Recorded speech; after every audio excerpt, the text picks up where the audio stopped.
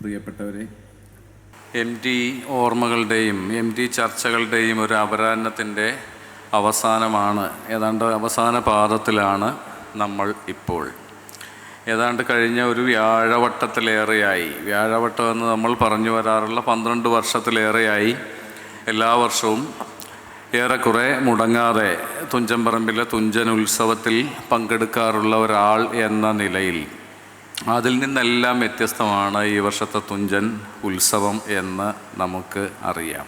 അത് മറ്റൊന്നുമല്ല, MT എന്ന തുഞ്ചൻപറമ്പിൻ്റെ രക്ഷാധികാരിയുടെ അസാന്നിധ്യമാണ്, ശാശ്വതമായ അഭാവമാണ് എന്നും നമുക്കറിയാം. മുമ്പൊക്കെ നമ്മൾ ഇതുപോലെ ഇവിടെ നിന്ന് സംസാരിക്കുമ്പോൾ ഇവിടെ ഏതോ ഒരു കോട്ടേജിൽ ഇരുന്നിട്ട് MT ഇത് കേൾക്കുന്നുണ്ടാവുമെന്ന മൂഢവിശ്വാസത്തോടു കൂടിയാണ്, ഒരുപക്ഷെ അന്ധവിശ്വാസത്തോടു കൂടിയാണ് സംസാരിക്കുക.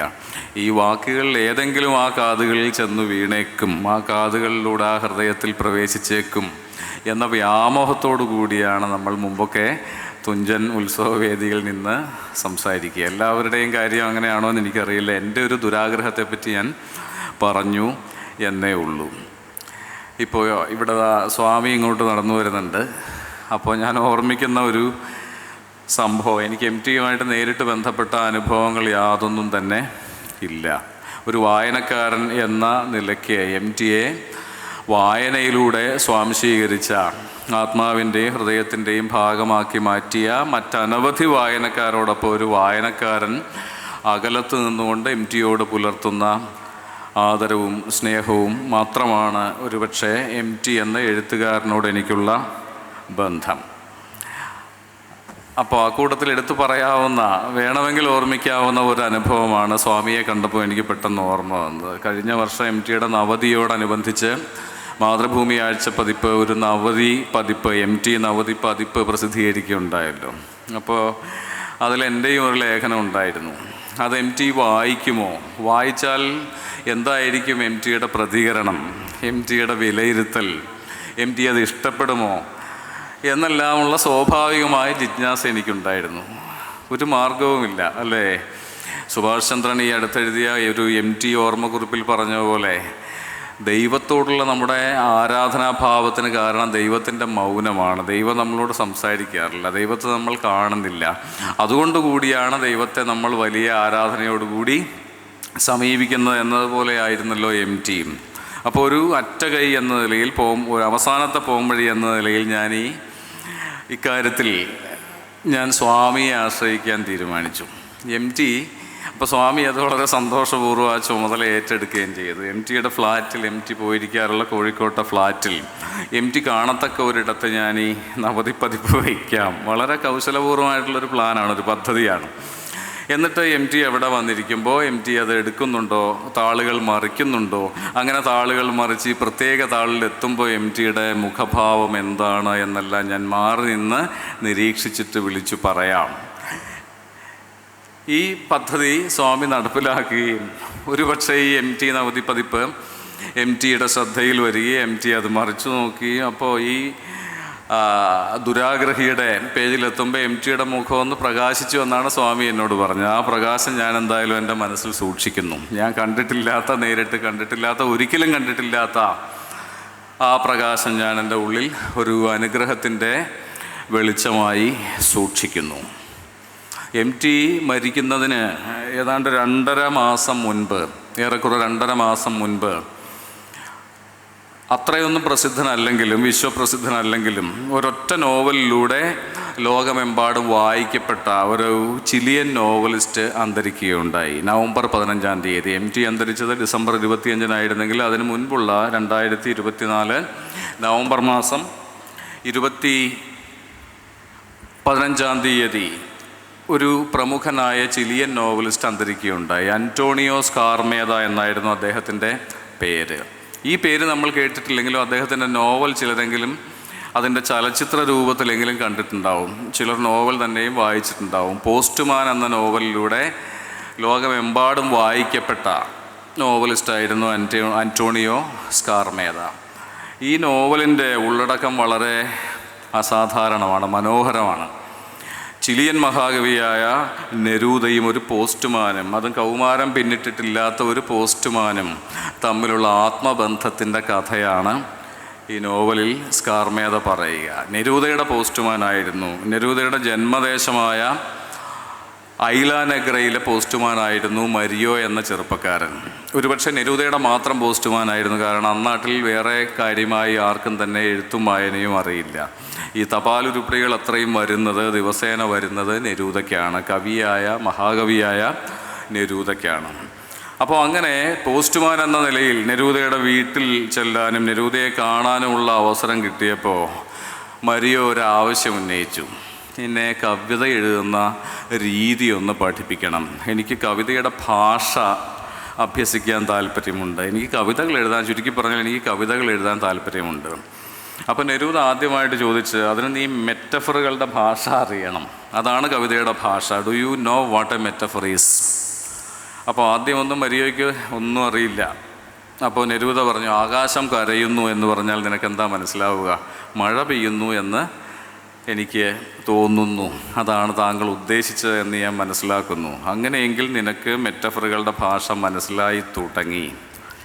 അങ്ങനെ ഈ വിദ്യാഭ്യാസം, ഈ വിനിമയം തുടരുകയും നെരൂദയിൽ നിന്ന് സ്വീകരിച്ച മെറ്റഫറുകൾ ഉപയോഗിച്ച് മരിയോ കവിതകൾ എഴുതിയിരുന്നു നിശ്ചയമായും. പക്ഷെ അതുകൊണ്ട് മരിയോ സാധിച്ച വലിയൊരു കാര്യം, അവൻ പ്രണയിച്ചിരുന്ന ബിയാട്രീസ് എന്ന പേരുള്ള ഒരു പെൺകുട്ടിയെ വശത്താക്കാൻ മരിയോയ്ക്ക് സാധിച്ചു. ഈ കവിതയുടെ വശീകരണ വിദ്യ ഉപയോഗിച്ച്, കവിതയുടെ വശീകരിക്കുന്ന ഭാഷ ഉപയോഗിച്ച് ബിയാട്രീസിനെ വിവാഹം കഴിക്കാൻ വീട്ടുകാരുടെ, അവളുടെ അമ്മയുടെ എതിർപ്പിനെ പോലും മറികടന്നുകൊണ്ട് തന്നിലേക്ക് ബിയാട്രീസിനെ കൊണ്ടുവരാൻ മരിയോയ്ക്ക് സാധിച്ചു. അപ്പോഴേക്കും ചിലിയിൽ അലൻ്റെ പ്രസിഡൻ്റ് ആകുന്നു. ഫ്രാൻസിലെ ചിലിയൻ അംബാസഡറായി നെരൂദ അവിടേക്ക് പോകുന്നു. അപ്പോൾ ഇവർ തമ്മിൽ കത്തിടപാടുകൾ ഉണ്ടായിരുന്നു. കത്തിടപാടുകൾ എന്ന് പറഞ്ഞാൽ നെരൂദ ഒരിക്കൽ ആവശ്യപ്പെട്ട്, എനിക്ക് ചിലിയിലെ കടലിൻ്റെ ശബ്ദം കേൾക്കണം, നീ എനിക്ക് അതുവേണ്ടി ഒന്ന് റെക്കോർഡ് ചെയ്തയക്കുമോ? അത് നിറവേറ്റി കൊടുത്ത നെരൂദയുടെ ആത്മസുഹൃത്തായി അതിനകം മരിയോ മാറിക്കഴിഞ്ഞിരുന്നു. പിന്നീട് കാര്യങ്ങൾ മാറിമറിയുന്നു. ഒരു പട്ടാള അട്ടിമറിയിലൂടെ ചിലിയിലെ ഇടതുപക്ഷ ഭരണകൂടം ബഹിഷ്കരിക്കപ്പെടുന്നു. നെരൂദ, രോഗിയായ നെരൂദ വീണ്ടും ഐലാനെഗ്രയിലേക്ക്, രോഗിയും അവശനുമായ തൻ്റെ അവസാന ദിവസങ്ങളിലേക്ക് എത്തിക്കഴിഞ്ഞ നെരൂദ ഐലാനെഗ്രയിലേക്ക് മടങ്ങി വരുന്നു. ഈ നോവൽ സന്ദർഭമാണ് ഞാൻ സവിശേഷമായി ഇവിടെ പരാമർശിക്കാൻ ഉദ്ദേശിക്കുന്നത്. അപ്പോൾ ഒരു ദിവസം ചുറ്റും പട്ടാള ബന്ദോബസ്തിലാണ് നെരൂദയുടെ വീട്. പുതിയ വലതുപക്ഷ സർക്കാരിൻ്റെ പട്ടാള ബന്ദോബസ്തിലാണ് നെരൂദയുടെ ഐലാനെഗ്രയിലെ ഭവനം. അവിടേക്ക് ഒരു തരത്തിൽ എത്തിപ്പെട്ട നെരൂദയുടെ മുറിയിലേക്ക്, അല്ലെങ്കിൽ ഈ രോഗശയ്യയിലേക്ക് എത്തിപ്പെട്ട മരിയോവിനോട് നെരൂദ ഒന്നേ ആവശ്യപ്പെട്ടുള്ളൂ, നീ എന്നെ ജനലിൻ്റെ അരികിലേക്കൊന്ന് നീക്കിയിരുത്തി അവസാനമായി ചിലിയിലെ കടൽ എന്നെ ഒന്ന് കാണിച്ചു തരണം. ബിക്കോസ് ഐ ആം ഡൈയിങ്, ഞാൻ മരിച്ചുകൊണ്ടിരിക്കുകയാണ്. അപ്പോഴേക്കും മരിയോ എന്നുള്ള സംബോധന മാറിയിട്ട് നെരൂദ ഈ പോസ്റ്റ്മാനെ വിളിക്കുക മൈ സൺ എന്നാണ്, എൻ്റെ മോനെ, എൻ്റെ മകനെ എന്നാണ് വാത്സല്യപൂർവ്വം സംബോധന ചെയ്യുക. അപ്പോൾ മരിയോ പറഞ്ഞു, ഈ അവശനിലയിൽ അങ്ങനെയൊന്നും ചെയ്യരുത്, അത് താങ്കളുടെ ആരോഗ്യത്തിന് നന്നല്ല എന്ന് പറയുമ്പോൾ ക്ഷോഭാകുലനായി, അല്ലെങ്കിൽ സ്നേഹാധികാരത്തോടു കൂടി നെരൂദ പറയുന്നൊരു മറുപടിയുണ്ട്. നിന്നെ പ്രണയിപ്പിച്ച, നിന്നെ വിവാഹം കഴിപ്പിച്ച, അതിന് ഇടനിലക്കാരനായി നിന്ന, അതിനുവേണ്ടി എൻ്റെ പേനയുടെ വിയർപ്പ് ചിന്തിയ ഞാനാണ് പറയുന്നത്, എന്നെ അവിടെ കൊണ്ടുപോയി ആ ജനലിൻ്റെ അരികിലിരുത്തി കടൽ കാട്ടിത്തരണം എന്ന് ഒരാജ്ഞയാണ്. ആ ആജ്ഞയുടെ അടിസ്ഥാനം ഇതാണ്: നിന്നെ പ്രണയിപ്പിച്ച, നിന്നെ വിവാഹം കഴിപ്പിച്ച, നിൻ്റെ കുട്ടിയുടെ തലതൊട്ടപ്പനായ, ഇതിനെല്ലാം വേണ്ടി എൻ്റെ പേനയുടെ സ്വെറ്റ് ഓഫ് മൈ പെൻ എന്ന വാക്കാണ് നെരൂദ ഉപയോഗിക്കുക. എൻ്റെ പേനയുടെ വിയർപ്പ് ചെലവഴിച്ച ഞാനാണ് പറയുന്നത്, പറഞ്ഞതുപോലെ ചെയ്യൂ. അങ്ങനെ നിശ്ചയമായും ചെയ്യുന്നു മരിയോ. പിന്നീട് സംഭവിക്കുന്നതെല്ലാം വളരെ വേഗതയിൽ നോവൽ അതിൻ്റെ പര്യവസാനത്തിലെത്തുന്നു. നെരൂദ പട്ടാള ഹോസ്പിറ്റലിലേക്ക് മാറ്റപ്പെടുന്നു. അവിടെ വെച്ച് നെരൂദ അന്തരിക്കുന്നു. നെരൂദയുടെ ആത്മസുഹൃത്ത് എന്ന നിലയിൽ പട്ടാള ഭരണകൂടം അറസ്റ്റ് ചെയ്ത് ജയിലിലേക്ക് അയച്ച മരിയോ പിന്നീട് ഒരിക്കലും മടങ്ങി വരുന്നില്ല. ജീവിതത്തിലേക്കോ ചിലിയിലേക്കോ ഐലാനെഗ്രയിലേക്കോ മടങ്ങി വരുന്നില്ല. ഞാൻ ഈ കഥ എത്രയും ഇവിടെ ഓർമ്മിച്ച് പറഞ്ഞത് എനിക്ക് പറയാൻ താല്പര്യമുള്ള ഒരു കഥ എന്ന ഒരു നോവലിൻ്റെ ഉള്ളടക്കം ഇതിവൃത്തം എന്ന നിലയ്ക്ക് മാത്രമല്ല, ഇത്തരത്തിലൊരു പക്ഷേ മലയാളിയെ രൂപകങ്ങളുടെ കാവ്യാത്മക ഗദ്യത്തിൻ്റെ ഭാഷ അഭ്യസിപ്പിച്ചത് MT വാസുദേവൻ നായരായിരുന്നു. മരിയോയ്ക്ക് വേണ്ടി, മരിയോയോട് നെരൂദ ചെയ്തത്, മുഴുവൻ മലയാളിക്കും വേണ്ടി ചെയ്തത് MT എന്ന എഴുത്തുകാരനായിരുന്നു. മലയാളിയുടെ സാഹിത്യ സാക്ഷരതയുടെ അടിസ്ഥാനം MT കൃതികളായിരുന്നു. MT വായനയിലൂടെ സാഹിത്യബോധമാർജിച്ച, സാഹിത്യലോകത്ത് പ്രവേശിച്ച, വായനക്കാരനോ വായനക്കാരിയോ ആയി മാറിയ എഴുത്തിൻ്റെ ഭാഷ, സർഗാത്മക സാഹിത്യത്തിൻ്റെ ഭാഷ, കാവ്യാത്മക ഗദ്യഭാഷ എന്ത് എന്ന് മനസ്സിലാക്കിയവരാണ് ഇവിടെ ഇരിക്കുന്ന നാം എല്ലാവരും ഉൾപ്പെടുന്ന മലയാളികൾ. ഇവിടെ രേഖ സൂചിപ്പിച്ച പോലെ ഒരു MT വാക്യമെങ്കിലും ഹൃദിസ്ഥമല്ലാത്ത ഒരു മലയാളിയും ഉണ്ടാവില്ല. വലിയ വായനക്കാരനോ വായനക്കാരിയോ അല്ലാത്ത ഒരാൾ പോലും, ഒരുവൻ പോലും MTയുടെ ഒരു കൃതിയെങ്കിലും വായിച്ചിട്ടുണ്ടാവും, ഒരു നോവലെങ്കിലും വായിച്ചിട്ടുണ്ടാവും, ഏതാനും കഥകളെങ്കിലും വായിച്ചിട്ടുണ്ടാവും. ഇനി അങ്ങനെ ഒന്നും ചെയ്യാത്ത ഒരു മലയാളിയെ സംബന്ധിച്ചും സിനിമകളിലൂടെ MT അവരുടെ വൈകാരിക ലോകത്തിൻ്റെ ഭാഗമായി കഴിഞ്ഞിട്ടുണ്ടാകും. ഇങ്ങനെ ബഹുവിധമായ ഒരു സാംസ്കാരിക സ്വാധീനത്തിൻ്റെയും സാന്നിധ്യത്തിൻ്റെയും പേരായിരുന്നു MTയുടെ ഗദ്യ കലയെപ്പറ്റി അല്ലെങ്കിൽ ആഖ്യാനേതര ഗദ്യത്തെപ്പറ്റി രേഖ ഇവിടെ സൂചിപ്പിച്ചു. വലിയ ഒരു ഉപന്യാസകാരനായിരുന്നു, ലേഖകൻ എന്നല്ല ഞാൻ പറയുക. ഉപന്യാസം എന്ന ആത്മനിഷ്ഠമായ സൗന്ദര്യാത്മകമായ ഗദ്യാവിഷ്കാര രീതിയുടെ മികച്ച മലയാള മാതൃകകളിലൊന്ന് MTയുടെ ഗദ്യമായിരുന്നു. അതിൽ തന്നെ ഞാൻ സവിശേഷമായി ഓർമ്മിക്കാൻ ഇഷ്ടപ്പെടുന്ന 2 ഉപന്യാസങ്ങളാണ്. ഒന്ന് നിശ്ചയമായും പലരും സ്കൂൾ ക്ലാസ്സുകളിലൊക്കെ കുട്ടികൾ ഇപ്പോഴും പഠിച്ചുകൊണ്ടിരിക്കുന്ന അല്ലെങ്കിൽ മുമ്പ് പഠിച്ചിട്ടുള്ള കണ്ണാന്തളിപ്പൂക്കളുടെ കാലം. വളരെ മനോഹരമായ കാൽപ്പനിക സൗന്ദര്യം പുരണ്ട ഒരു തലക്കെട്ടാണത്. പക്ഷേ ഞാൻ കണ്ണാന്തളിപ്പൂക്കൾ കണ്ടിട്ടില്ല. നിങ്ങളിൽ പലരും ഒരുപക്ഷെ കണ്ടിട്ടുണ്ടായിരിക്കില്ല. നമ്മൾ ഈ ലേഖനത്തിലൂടെ ആയിരിക്കും ഈ പൂക്കൾ സങ്കല്പിക്കാൻ തന്നെ ശീലിച്ചത്. കണ്ണാന്തളിപ്പൂക്കൾ, ഞാനൊരിക്കലും ഒരു കൂടല്ലൂരുകാരനെ പരിചയപ്പെട്ടപ്പോൾ ആദ്യം ചോദിച്ചത് അവിടെ കണ്ണാന്തളിപ്പൂക്കൾ ഉണ്ടോ, ഉണ്ടെങ്കിൽ അതെങ്ങനെയാണ്, ആ പൂക്കളുടെ മണം, അതിൻ്റെ നിറം, അതിൻ്റെ ആകൃതി, അതിൻ്റെ വലിപ്പം എന്നിങ്ങനെ വലിയ കൗതുകത്തോടെ മുഴുവൻ മലയാളിയെയും ചോദിക്കാൻ പ്രേരിപ്പിക്കുന്ന മനോഹരമായ കാവ്യാത്മക ഗദ്യത്തിൽ എഴുതപ്പെട്ട ലേഖനമാണത്. അതിൻ്റെ ഉള്ളടക്കം ഒരുപക്ഷെ MTയുടെ കുട്ടിക്കാലത്തെ ഓണമാണ്. ആ ഓണ സ്മരണകളുടെ ഭാഗമാണ് ഈ കാൽപ്പനിക ശോഭ കലർന്ന, ഗൃഹാതുര ശോഭ കലർന്ന കണ്ണാന്തളിപ്പൂക്കൾ. പക്ഷേ ഇതൊന്നുമല്ല ഈ ലേഖനത്തിൻ്റെ കേന്ദ്രമെന്ന് ഈ അടുത്ത കാലത്തെ ആവർത്തിച്ചുള്ള വായനകളിലാണ് ഞാൻ മനസ്സിലാക്കുന്നത്. അതിൽ വിശപ്പിനെ പറ്റിയുള്ള ഒരു ഉപന്യാസമാണ്. മലയാളത്തിൽ എഴുതപ്പെട്ടിട്ടുള്ള വിശപ്പിനെ പറ്റിയുള്ള മനുഷ്യൻ്റെ അടിസ്ഥാന പ്രശ്നങ്ങളിലൊന്നായ വിശപ്പിനെ പറ്റിയുള്ള ഉപന്യാസമാണ് കണ്ണാന്തളിപ്പൂക്കളുടെ കാലം. ഈ ലേഖനത്തിൽ ഒരു ഭാഗത്ത് MT പറയുന്നുണ്ട്, പുന്നല്ലരിയുടെ ചോറിന് കണ്ണാന്തളിപ്പൂക്കളുടെ നിറവും മണവുമായിരുന്നു. ഈ പൂക്കൾ വിരിയ ഓണക്കാലത്താണ് പുന്നല്ല് കൊയ്ത് പുത്തരി കൊണ്ട് പത്തായം നിറയുകയും ഈ വിശപ്പിൻ്റെ നാളുകൾ എണ്ണിക്കഴിക്കുന്ന പ്രാരബ്ധക്കാരുടെ കുടുംബങ്ങളിൽ സുഭിക്ഷതയുടെ ചില നാളുകൾ, ഓണനാളുകൾ സംഭവിക്കുകയും ചെയ്യുക. ആ കാത്തിരിപ്പിനെ പറ്റിയാണ്, വിശന്നുകൊണ്ടുള്ള സുഭിക്ഷതയ്ക്കായുള്ള കാത്തിരിപ്പിനെ പറ്റിയാണ് MT പറയുക. കണ്ണാന്തളിപ്പൂക്കൾക്ക് പുന്നല്ലരിയുടെ ചോറിൻ്റെ നിറവും ഗന്ധവുമായിരുന്നു. ഇങ്ങനെ ഒരു താരതമ്യം എന്തെങ്കിലും നമ്മുടെ സാഹിത്യത്തിൽ മറ്റെവിടെയെങ്കിലും നടന്നിട്ടുണ്ടോ എന്ന് എനിക്കറിയില്ല. വിശപ്പിനെയും പൂക്കളുടെ സൗന്ദര്യത്തെയും 2 ഭാഗത്തായി നിർത്തിക്കൊണ്ടുള്ള ഒരു തരം തുലാഭാരം എന്നതുപോലെ ഒരു തുലനമാണിത്.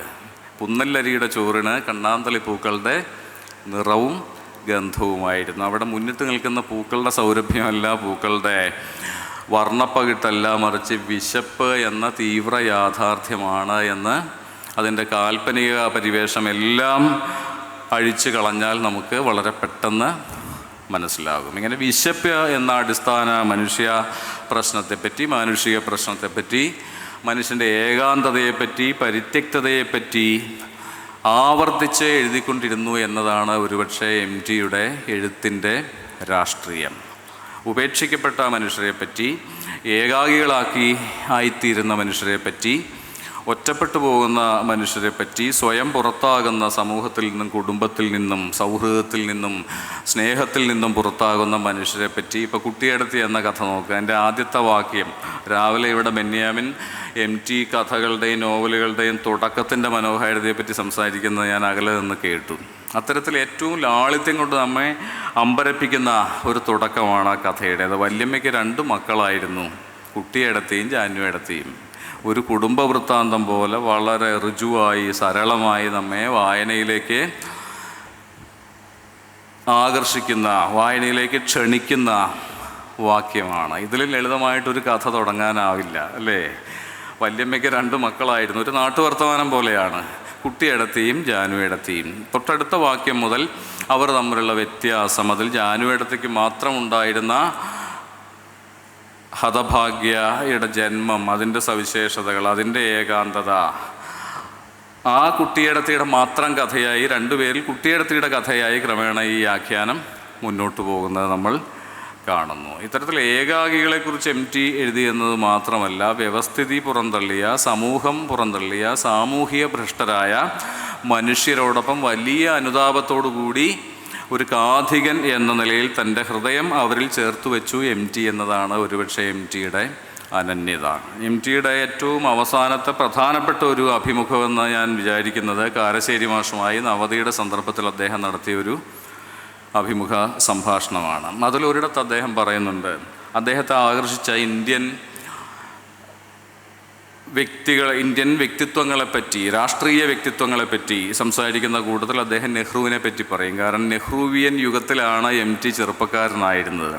നെഹ്റു ഇന്ത്യയുടെ പ്രധാനമന്ത്രിയായിരുന്ന നെഹ്റു ഇന്ത്യയിൽ സോഷ്യലിസം സ്ഥാപിക്കുമെന്നും ഒരു പുതിയ ഇന്ത്യ സ്ഥാപിക്കുമെന്നും ഒരു സ്വതന്ത്ര, മനോഹരമായ, സമത്വപൂർണമായ നീതി നടപ്പിലാകുന്ന, എല്ലാവർക്കും തുല്യ നീതി ലഭ്യമാകുന്ന ഒരു പുതിയ ഇന്ത്യ സാധ്യമാകുമെന്നും എല്ലാ ഇന്ത്യക്കാർ സ്വപ്നം കാണുകയും ആ സ്വപ്നം ഒരു വ്യാമോഹം മാത്രമായിരുന്നുവെന്ന് വളരെ പെട്ടെന്ന് തന്നെ തിരിച്ചറിയുകയും ചെയ്ത സ്വാതന്ത്ര്യാനന്തര ഇന്ത്യയുടെ ആദ്യ ദശകങ്ങളിലായിരുന്നു MT ഒരു യുവാവായിരിക്കുകയും തൻ്റെ ആദ്യ നോവലുകൾ മഞ്ഞും കാലവും നാലുകെട്ടും എഴുതുകയും ചെയ്യുന്നത് നമുക്ക് അറിയാം. അപ്പോൾ ആ കാലത്തെ പറ്റിയാണ് MT പറയുക. നെഹ്റുവിനോട് എനിക്ക് വലിയ ആരാധന അക്കാലത്ത് തോന്നിയിരുന്നു. ഒരു രാജകുമാരനെ പോലെയായിരുന്നു അദ്ദേഹം. സുന്ദരനായിരുന്നു. അത്ര നല്ല ശബ്ദമല്ലെങ്കിലും നന്നായി പ്രസംഗിക്കുമായിരുന്നു. കാരണം എഴുത്തുകാരൻ കൂടിയായിരുന്നല്ലോ നെഹ്റു എന്ന പ്രധാനമന്ത്രി. ആ നെഹ്റുവിനോടായിരുന്നു MTയുടെ ആരാധന. അതുമായി ബന്ധപ്പെട്ട ഒരു അനുഭവമാണ് MT പറയുക. അന്ന് ഞാൻ വിക്ടോറിയ കോളേജിൽ 3ാം വർഷ BSc വിദ്യാർത്ഥിയായിരുന്നു. പാലക്കാട് കോട്ടമൈതാനിയിൽ നെഹ്റു പ്രസംഗിക്കാൻ വരുന്നു. ഞാൻ അവിടേക്ക് തീവണ്ടി കയറി പോയി. അപ്പോൾ എഴുതുന്ന MT ആയതുകൊണ്ട് കൃത്യമായിട്ട് ഇത്ര അണയായിരുന്നു വണ്ടിക്കൂലി എന്നുകൂടി പറയും. അത് MTയുടെ മറ്റൊരു സവിശേഷതയാണ്. MT ഒരു ആത്മകഥ എഴുതാൻ, അപൂർണമായൊരു ആത്മകഥ എഴുതാൻ ആരംഭിച്ചപ്പോൾ അദ്ദേഹം അതിൻ്റെ ഖണ്ഡങ്ങൾക്ക് പേരിട്ടത് കഞ്ഞി, കാശ്, കുപ്പായം എന്നായിരുന്നു. ഒരു ഖണ്ഡം കൂടി ഉണ്ടായിരുന്നു. അത് നമ്മെ മനോഹരമായിട്ട് കബളിപ്പിക്കാൻ വേണ്ടിയായിരുന്നു. കാമം എന്ന് പേരിട്ട ഒരു ഖണ്ഡം കൂടി ഉണ്ടായിരുന്നു. അത് അദ്ദേഹം എഴുതുക ഉണ്ടായില്ല. കഞ്ഞി എഴുതിയിട്ടുണ്ട്, കാശ് എഴുതിയിട്ടുണ്ട്, കുപ്പായവും എഴുതിയിട്ടുണ്ട്. അവിടെ എഴുതി നിർത്തുകയാണ് ചെയ്തത് MT. അപ്പോൾ അതുകൊണ്ട് പാലക്കാട്ടേക്ക് ഇത്ര അണയായിരുന്നു, 6 അണയോ മറ്റോ ആയിരുന്നു വണ്ടിക്കൂലി എന്നുകൂടി MT പറയും. കാരണം പ്രാരബ്ധം അല്ലേ, ദാരിദ്ര്യ ദുഃഖം അറിഞ്ഞവർക്കേ, ദാരിദ്ര്യം എന്തെന്ന് അറിഞ്ഞവർക്കേ പാരിൽ പരക്ലേശ വിവേകമുള്ളൂ എന്ന കുഞ്ചൻ നമ്പ്യാരുടെ ആ തിളങ്ങുന്ന കാവ്യവരി ഒരുപക്ഷെ MTയുമായി ചേർത്ത് വെച്ച് വായിച്ചാൽ നമുക്ക് MTയെ എന്ന എഴുത്തുകാരനെ കൂടുതൽ നന്നായി മനസ്സിലാകും. അപ്പോൾ അവിടെ ചെല്ലുന്നു, നെഹ്റുവിനെ കാണുന്നു, കേൾക്കുന്നു, പ്രസംഗം കേൾക്കുന്നു, മടങ്ങിപ്പോരുന്നു. പക്ഷെ ഇതിനനുബന്ധമായിട്ട് MT ഒന്ന് കൂടി പറയുന്നുണ്ട്. അതുമായി ബന്ധപ്പെട്ടൊരു കഥ എഴുതുന്നതിനെ പറ്റി ഞാൻ ആലോചിച്ചിരുന്നു. എന്താ ഇതിലൊരു കഥ? ഒരു കോളേജ് വിദ്യാർത്ഥി ഇന്ത്യയുടെ പ്രധാനമന്ത്രിയെ അകലെ നിന്ന് കാണുകയും കേൾക്കുകയും ചെയ്യുന്നതിൽ എന്താണൊരു കഥ?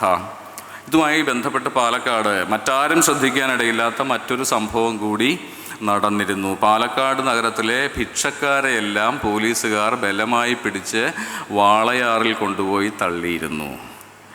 പ്രധാനമന്ത്രിക്ക് മനോഹരമായൊരു നഗരം കാണിച്ചു കൊടുക്കുന്നതിൻ്റെ ഭാഗമായി, നഗര ശുദ്ധീകരണത്തിൻ്റെ ഭാഗമായി ഈ മനുഷ്യ മാലിന്യങ്ങളെ ബലപ്രയോഗത്തിലൂടെ പിടിച്ച് കേരള അതിർത്തിക്ക് അപ്പുറം കൊണ്ടുപോയി തള്ളുകയായിരുന്നു അന്നത്തെ കേരള പോലീസ്. ആ മനുഷ്യരെ പറ്റി, ആ ഭിക്ഷക്കാരെ പറ്റി, ആ സംഭവത്തെപ്പറ്റി ഞാൻ എൻ്റെ കഥ എഴുതണമെന്ന് ആഗ്രഹിച്ചിരുന്നു. അതിനുള്ള ഒരുക്കങ്ങൾ നടത്തിയിരുന്നു. ചില കുറിപ്പുകൾ എഴുതുക കൂടി ഉണ്ടായി. പക്ഷേ ആ കഥ എഴുതപ്പെട്ടില്ല എന്നാണ് MT പറയുക. ഈ സഹജീവി സ്നേഹത്തിൻ്റെ, ഈ അനുതാപത്തിൻ്റെ, ഈ താതാത്മ്യ ബോധത്തിൻ്റെ, പതിതരോടുള്ള, വേദനിക്കുകയും ഒറ്റപ്പെടുകയും ചെയ്യുന്ന, ഇരുട്ടിൽ നിൽക്കുന്ന മനുഷ്യരോടുള്ള ഈ സഹാനുഭൂതിയുടെ പ്രകാശനങ്ങളായിരുന്നു ഒരർത്ഥത്തിൽ MT സാഹിത്യം അത്രയും. അതാണ് അദ്ദേഹത്തെ ഈ കുട്ടിയേടത്തിൽ തുടങ്ങി രണ്ടാം ഊഴത്തിലെ ഭീമസേനനിൽ വരെ എത്തിക്കുന്നത്. ഭീമസേനൻ എന്ന് പറഞ്ഞാൽ ഭീമരൂപിയായ ഏകാന്തത എന്നുകൂടി അർത്ഥമുണ്ട്, അല്ലേ? മഹാഭാരതം പോലെ ബൃഹത്തായ ഒരു ഇതിഹാസ കാവ്യത്തെ ഒരു ഏകാകിയുടെ നോട്ടപ്പാടിലൂടെ ഇങ്ങനെ ചുരുക്കി എഴുതാൻ സാധിക്കുക എന്ന വിസ്മയമാണ് രണ്ടാം ഊഴത്തിലൂടെ MT പ്രദർശിപ്പിച്ചത്. ഇപ്പോൾ എഴുത്തച്ഛനും MTയും തമ്മിൽ എന്താ എന്ന് ചോദിച്ചാൽ ഒരു കാര്യത്തിൽ അവർ സദൃശരാണ്. മഹാഭാരതം എന്ന ഇതിഹാസകാവ്യം പദ്യരൂപത്തിൽ എഴുത്തച്ഛൻ സംക്ഷേപിച്ച് മലയാളിക്ക് മുന്നിൽ അവതരിപ്പിച്ചു എങ്കിൽ അതുതന്നെയാണ് മറ്റൊരു കാലയളവിൽ മറ്റൊരു ഭാവുകത്വ സവിശേഷതയുടെ മുദ്രകളോടുകൂടി MTയും ചെയ്തത്, അല്ലേ? മഹാഭാരതത്തിൽ നിന്ന് തനിക്ക് അഭിമതനായ ഭീമസേനൻ എന്നൊരു ഏകാകിയെ മാത്രമായി കണ്ടെത്തുകയും വേർതിരിച്ചെടുക്കുകയും ആ ഏകാകിയുടെ അനുഭവ ആവിഷ്കാരമായി ഈ ഇതിഹാസത്തെ മാറ്റി എഴുതുക എന്ന വളരെ പ്രയാസകരമായ, വളരെ വ്യത്യസ്തമായ, വളരെ നൂതനമായ ഒരു ആഖ്യാന സംരംഭത്തിനാണ്, അതിൻ്റെ വിജയകരമായ സാക്ഷാത്കാരമാണ് MT രണ്ടാം ഊഴത്തിലൂടെ ആവിഷ്കരിച്ചിരിക്കുന്നത്.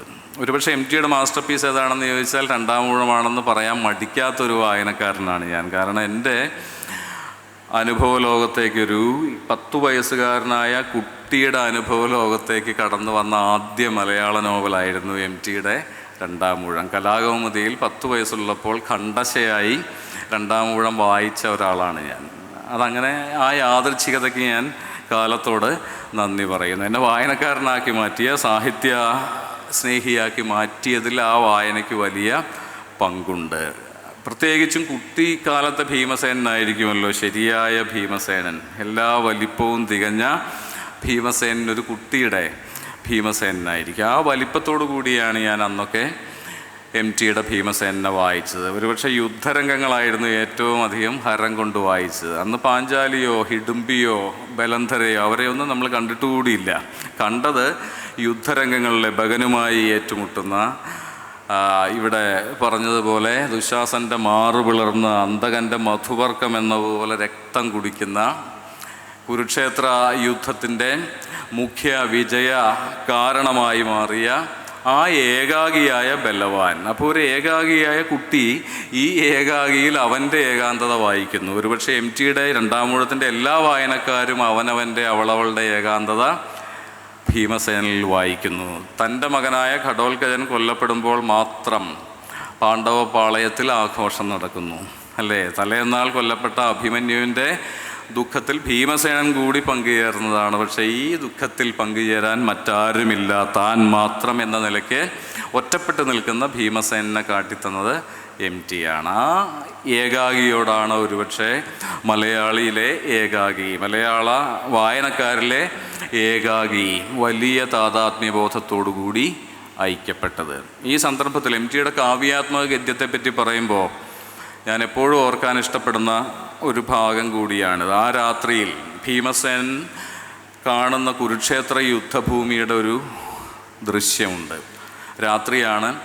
ഒരു ഇരുട്ടിൻ്റെ പർവ്വതം പോലെ ഘടോൽക്കജൻ നെഞ്ചിൽ തറഞ്ഞു കയറിയ ആകാശത്തിലേക്ക് തെറിച്ചു നിൽക്കുന്ന ആയസപ്പിടിയുമായി, ആയുധത്തിൻ്റെ ആയസപ്പിടി എന്നാണ് MT അവിടെ എഴുതുക. കാരണം ഇതിഹാസ ഗദ്യത്തിന് തൻ്റെ തെളി മലയാളം പോരാ എന്ന് മനസ്സിലാക്കിയ MTയാണ്. അതിനുവേണ്ടി ധാരാളം ഹോംവർക്ക് ചെയ്ത MTയാണ് ഈ പുതിയ ഭാഷ സൃഷ്ടിക്കുന്നത്. അപ്പോഴും അത് ലളിതമാണ്, പക്ഷേ ചില ഇതിഹാസ മുദ്രകളോടുകൂടിയ ഇതിഹാസ ഗദ്യം കൂടിയാണ് അത്.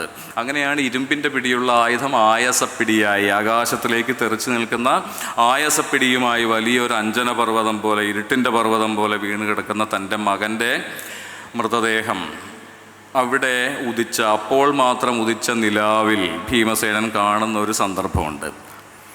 അപ്പോൾ ആ നിലാവിൻ്റെ വിവരണം എങ്ങനെയാണ്? വരവധൂ മന്ദസ്മിതം പോലെ ഹരവൃഷഭം പോലെ മേഞ്ഞു നടക്കുന്ന നിലാവ്. ഇതെല്ലാം ക്ലാസിക്കൽ ഉപമാനങ്ങളാണ്, നമുക്കറിയാം അല്ലേ? വരവധു മന്ദസ്മിതം പോലെ, ഹരവൃഷഭം പോലെ, ശിവൻ്റെ വെള്ളക്കാളയെപ്പോലെ കുരുക്ഷേത്രത്തിൽ മേഞ്ഞു നടക്കുന്ന നിലാവ്. ഇതാണ് ഇതിഹാസ ഗദ്യം എന്ന് ഞാൻ ഉദ്ദേശിച്ച ആ സവിശേഷമായ ഗദ്യവിധാനം, ഗദ്യപാകം. രണ്ടാമൂഴത്തിൽ MT വളരെ ബോധപൂർവമായി, വളരെ സ്വാഭാവികമായും സൃഷ്ടിക്കുന്നത്. ഇതിനെപ്പറ്റി ഒരു കൗതുകകരമായ കാര്യം കൂടി ഇവിടെ പറയുന്നത് ഉചിതമാകുമോ എന്നെനിക്കറിയില്ല. രണ്ടാമൂഴത്തിൻ്റെ ഇംഗ്ലീഷ് വിവർത്തനത്തിൽ ഈ സന്ദർഭം വിവർത്തനം ചെയ്യപ്പെടുന്നത് വരൻ്റെയും വധുവിൻ്റെയും മന്ദഹാസം പോലെ എന്നാണ്. അതൊരു വലിയ വീഴ്ചയാണ് എന്ന് ഞാൻ വിചാരിക്കുന്നു. വലിയ ഒരു വിവർത്തകയുടെ വലിയൊരു കൈപ്പിഴയോ അശ്രദ്ധയോ അല്ലെങ്കിൽ ഉത്തരവാദിത്വമില്ലായ്മയോ ആണ് എന്നതുകൊണ്ടാണ് ഞാനിതിവിടെ സൂചിപ്പിക്കുന്നത്.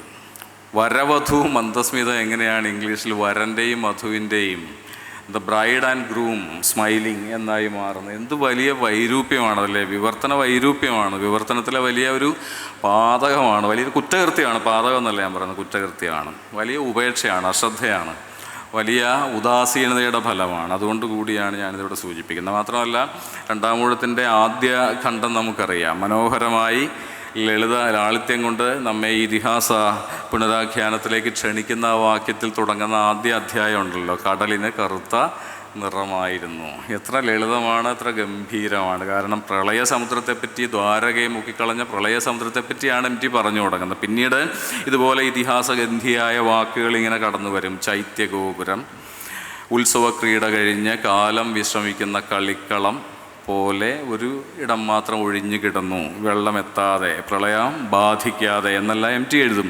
ഈ വാക്യവും ഇപ്പോൾ ഞാനിവിടെ പരാമർശിച്ച ഈ വാക്യവും ഈ വിവർത്തനത്തിൽ ഇല്ല, നിശേഷം ഒഴിവാക്കപ്പെട്ടിരിക്കുകയാണ്.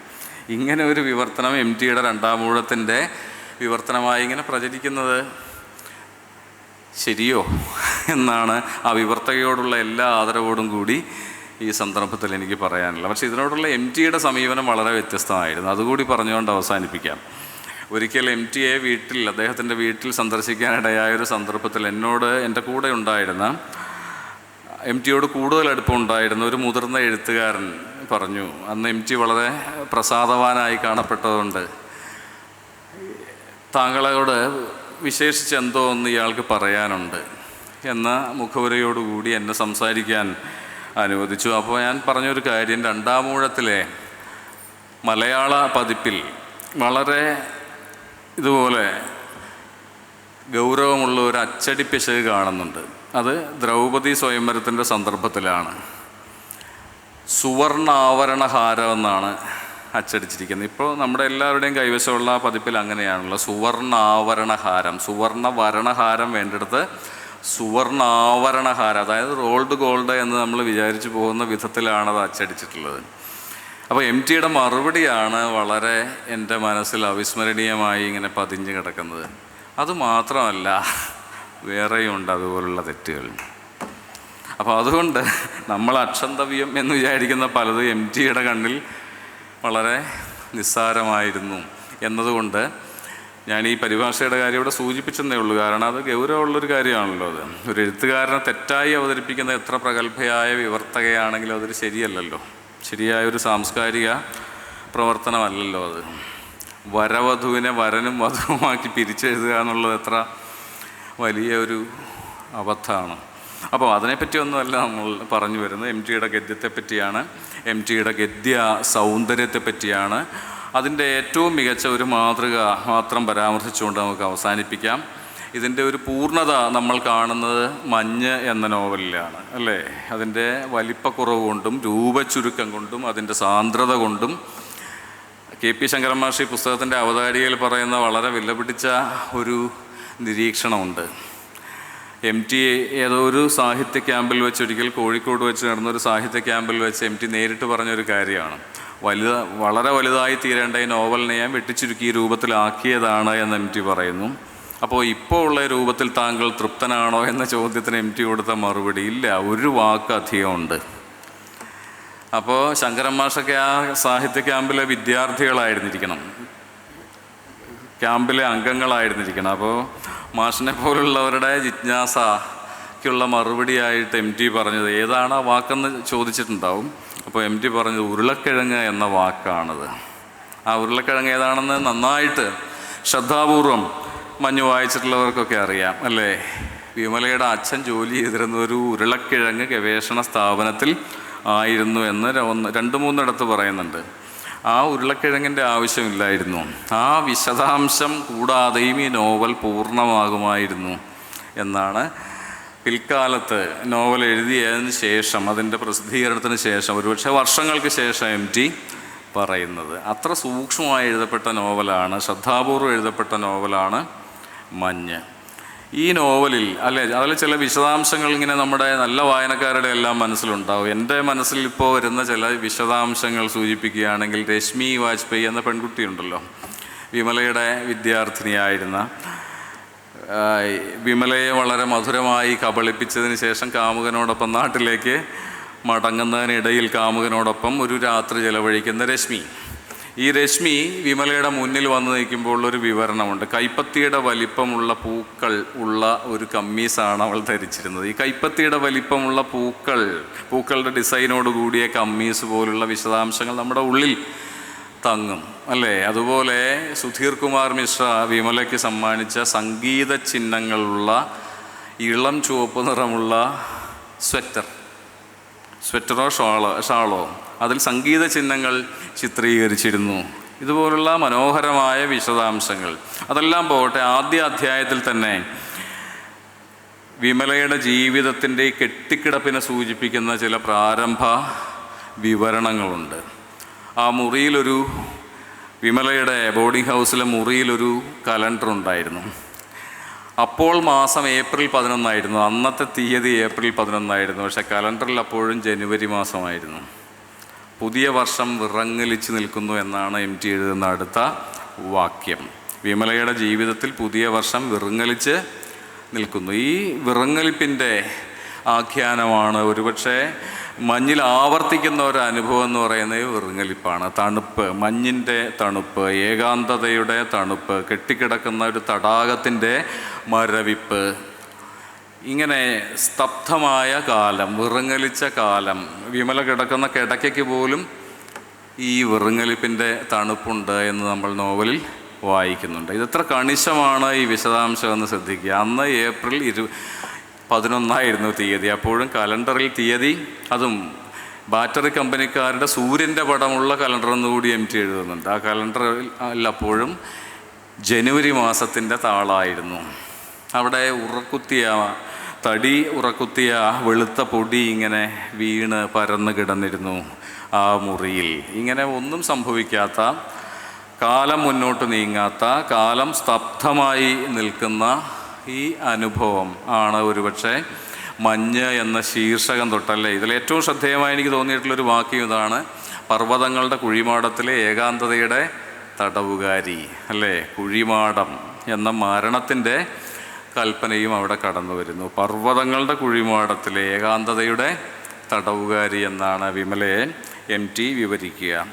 ഒരൊറ്റ വാക്യത്തിൽ മാത്രമേ ഈ വിമലയുടെ ജന്മഗ്രാമം കടന്നു വരുന്നുണ്ട് ഈ നോവലിൽ.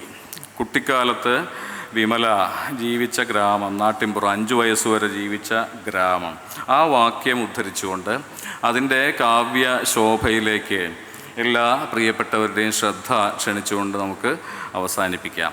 ഒരു ഗ്രാമത്തെ, അക്കാലത്തെ അല്ലേ 50കളിലെ ഒരു കേരളീയ ഗ്രാമത്തെ എങ്ങനെ 4-5 വാക്യങ്ങളിൽ അത് ഗദ്യതാളം നിറഞ്ഞു നിൽക്കുന്ന കവിത പോലെ പ്രാസഭംഗിയിൽ എഴുതപ്പെട്ട കുറിയ ഗദ്യ വാക്യങ്ങളിൽ എഴുതപ്പെട്ട ഒരു ചെറു വിവരണത്തിലൂടെ എങ്ങനെ അവിസ്മരണീയമാക്കാം എന്നതിൻ്റെ ഉദാഹരണമാണത്. കശുവണ്ടി എണ്ണയുടെ മണമുള്ള കടവു തോണി. കശുവണ്ടി എണ്ണയുടെ മണമുള്ള കടവു തോണി. ഗദ്യത്തിലെ പ്രാസം, താളം എന്താണെന്ന് ആവർത്തിച്ച് 1-2 വട്ടം ഉരുവിട്ടാൽ തന്നെ നമുക്ക് മനസ്സിലാകും ഈ വാക്യം. കശുവണ്ടി എണ്ണയുടെ മണമുള്ള കടവു തോണി, കടവു തോണി, കശുവണ്ടി എണ്ണ. ഇങ്ങനെ 4-5 അക്ഷരങ്ങളുള്ള 2 വാക്കുകൾ വാക്യത്തിൻ്റെ തുടക്കത്തിലും ഒടുക്കത്തിലും വിന്യസിച്ചുകൊണ്ടുള്ള വളരെ സൗന്ദര്യഭദ്രമായ ഗദ്യരചനയാണ്, സുസൂക്ഷ്മമായ ഗദ്യരചനയാണ്. കശുവണ്ടി എണ്ണയുടെ മണമുള്ള കടവു തോണി,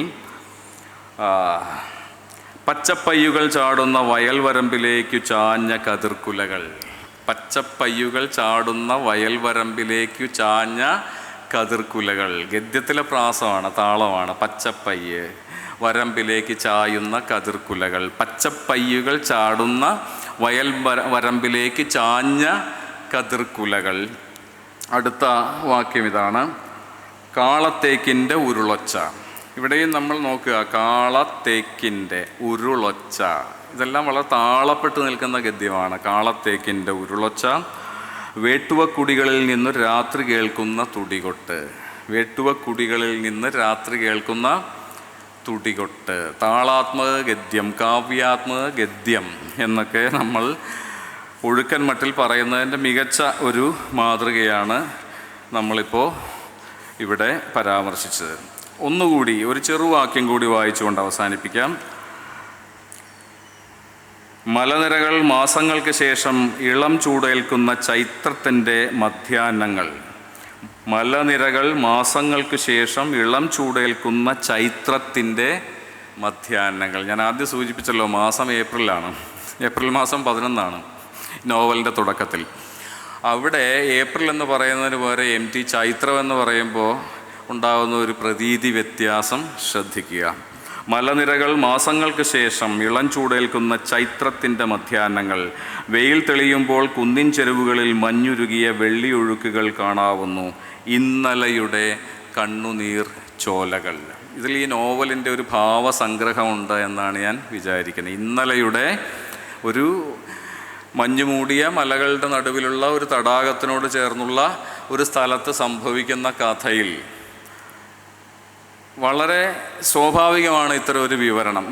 മഞ്ഞുരുകുന്നു, ഏപ്രിൽ മാസമാണ്, മഞ്ഞുകാലം പിന്നിടുന്നു, മലകളിൽ ഉറഞ്ഞുകൂടിയ മഞ്ഞ് ഉരുകുന്നു. അതിനെ ഈ ഭാവാത്മക ഗദ്യത്തിലേക്ക് മാറ്റി എഴുതുന്നതോടുകൂടി വിമലയുടെ ആന്തരിക ജീവിതത്തിൻ്റെ ചുരുക്കെഴുത്തായും അത് മാറുന്നു. ഇന്നലെയുടെ കണ്ണുനീർ ചോലകൾ. ഈ മഞ്ഞുരുക്കം സംഭവിക്കുന്നത് പുറത്തല്ല, ഈ നായികയുടെ ഈ കേന്ദ്ര കഥാപാത്രത്തിൻ്റെ ഉള്ളിലാണ് എന്നോണം നമ്മൾ ഈ ഗദ്യഖണ്ഡം വായിക്കുന്നു. ഇന്നലെയുടെ കണ്ണുനീർ ചോലകൾ. വളരെ ലളിതമായ 3 വാക്കുകളാണ്. ഇന്നലെയുടെ കണ്ണുനീർ ചോലകൾ. ഇത്രയും പറഞ്ഞുകൊണ്ട് MTയുടെ സ്മരണയ്ക്ക് മുന്നിൽ ശിരസ് നമിച്ചുകൊണ്ട് ഇത്ര നേരം സശ്രദ്ധം എന്നോടൊപ്പമായിരുന്ന എല്ലാവർക്കും നന്ദി പറഞ്ഞുകൊണ്ട് നിർത്തട്ടെ. നമസ്കാരം. MTയുടെ സാഹിത്യ ലോകത്തെ, സാഹിത്യ ജീവിതത്തെ, അദ്ദേഹത്തിൻ്റെ സംഭാവനകളെ വളരെ സൂക്ഷ്മമായി അപഗ്രഥിച്ചുകൊണ്ടുള്ള 2 പ്രബന്ധങ്ങളാണ് ഇവിടെ അവതരിപ്പിക്കപ്പെട്ടത്. ആദ്യം അദ്ദേഹത്തിൻ്റെ നോവലുകളും കഥകളും എത്രയോ ചർച്ച ചെയ്യപ്പെട്ടിരിക്കെ അദ്ദേഹത്തിൻ്റെ പ്രസംഗങ്ങൾ, അദ്ദേഹത്തിൻ്റെ ലേഖനങ്ങൾ, ഉപന്യാസങ്ങൾ എന്നിവയെപ്പറ്റി വളരെ വ്യക്തമായ ഒരു കാഴ്ചപ്പാട് ആദ്യത്തെ പ്രബന്ധം നമുക്ക് നൽകി. ഒരുപക്ഷെ അദ്ദേഹത്തിൻ്റെ ആദ്യത്തെ ലേഖനം ലോക കവിതാ മത്സരത്തിൽ സമ്മാനാർഹമായ വളർത്തുമൃഗങ്ങൾക്കൊപ്പം വന്ന എൻ്റെ കഥ എന്ന ലേഖനമാണ്. ഏറ്റവും ആദ്യം വന്ന ആത്മനിഷ്ഠമായ എഴുത്ത്. പിന്നീട് 1963 കാഥികൻ്റെ പണിപ്പുര, കാഥികൻ്റെ കല, ഏകാകിയുടെ ശബ്ദം, കിളിവാതിലിലൂടെ തുടങ്ങിയ അനേകം ലേഖന സമാഹാരങ്ങൾ അദ്ദേഹത്തിൻ്റെതായി വന്നു. കഥാകൃത്തുക്കളുടെ പ്രത്യേകത, അല്ലെങ്കിൽ രക്തത്തിൽ കഥയുള്ളവരെ സംബന്ധിച്ച് അവർ ഉപന്യാസമോ പ്രസംഗമോ എന്ത് തന്നെ അവതരിപ്പിച്ചാലും അതിൽ വായനക്കാരനെ ഒപ്പം കൂട്ടുന്ന ഒരു പ്രത്യേക പ്രതിഭാവിശേഷം സദാ പ്രതിഫലിക്കും എന്നുള്ളത് കൊണ്ട് തന്നെ അദ്ദേഹത്തിൻ്റെ ആത്മനിഷ്ഠമായ എല്ലാ ലേഖനങ്ങളും ഉപന്യാസങ്ങളും ഇന്നും നമ്മുടെ ഹൃദയത്തിൽ ചെറുകഥകളെപ്പോലെ ഹൃദ്യം ആയി നിലനിൽക്കുന്നു. MTയുടെ പ്രസംഗത്തെക്കുറിച്ച് പറഞ്ഞപ്പോൾ അദ്ദേഹം ആദ്യമായും അവസാനമായും നടത്തിയ ഒരു ഇലക്ഷൻ പ്രചാരണ പ്രസംഗം ഓർമ്മ വന്നുപോയി. SK പൊറ്റക്കാടിന് വേണ്ടിയിട്ടായിരുന്നു. SK ആ ഇലക്ഷനിൽ ദയനീയമായി പൊട്ടിപ്പോയി. പൂവൻകോഴിയായിരുന്നു അദ്ദേഹത്തിൻ്റെ ചിഹ്നം. അന്ന് എത്രയോ പൂവൻകോഴികളെ കൊന്നുകൊണ്ട് ആ പരാജയം ആഘോഷിക്കപ്പെട്ടു എന്നൊക്കെ വായിച്ചിട്ടുണ്ട്.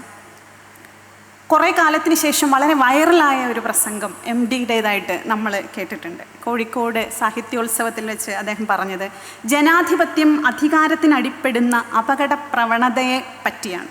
മുന്നേ എഴുതിയ ഒരു ലേഖനത്തിലെ ഭാഗം ആയിരുന്നു അത്. പക്ഷെ അന്ന് അദ്ദേഹം വളരെ ഒരു ഭവിഷ്യവാണി പോലെ മുന്നോട്ട് വെച്ച ഒരു ആവശ്യം ആണിത്. ജനാധിപത്യം ഒരു കാരണവശാലും അധികാരത്തിന് അടിപ്പെടരുത്, അത് കാലത്തിൻ്റെ ആവശ്യമാണ് എന്ന്.